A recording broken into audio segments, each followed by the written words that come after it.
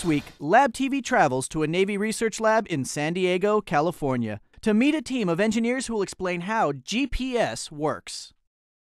GPS is an acronym, Global Positioning System, and I guess the biggest thing about that acronym is that it's global.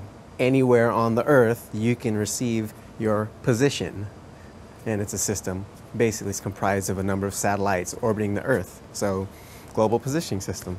GPS is really cool because to think about that you can be anywhere on the Earth, and that's a huge place, and know exactly where you are, potentially down to meter or sub-meter accuracies is pretty amazing. The GPS system of satellites and control stations was created by the Department of Defense. Everyone in the world can use it for free. All you need is a receiver. This is an example of a receiver that the military uses, and you can see that it's got a screen and it's got some buttons here. It's a very simple interface, and this allows you to connect to the signals from the satellites that are up in the air. There are 32 GPS satellites orbiting the Earth.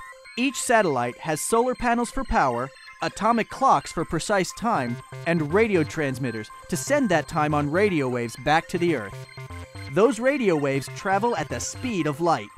GPS is such a complicated system, but actually it's a very simple principle. We use the distance equal to time times velocity. Your receiver collects the precise time and multiplies it by the velocity, in this case, the speed of light.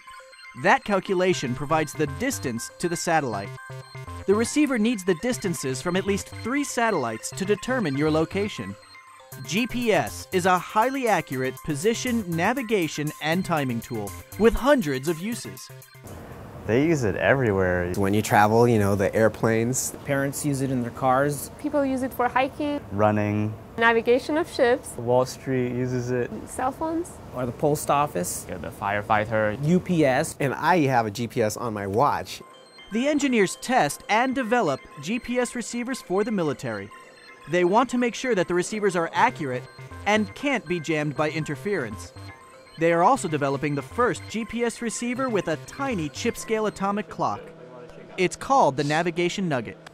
Atomic clock is a clock that's derived from the oscillations of certain atoms within a crystal. This is an example of an atomic clock right here. This one is actually a rubidium, and as you can see, it's taking up the whole rack. Very huge. But this is where we're going.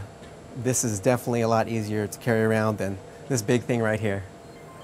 GPS engineers have to learn a lot of math, but they also get to play around with machines, build lots of cool stuff, and create things that no one's ever done before. Once you pass all the abstractions of all these complex mathematical things, you get to use these maths and create something that possibly nobody's ever done before. And so that creative process is what I enjoy as an engineer.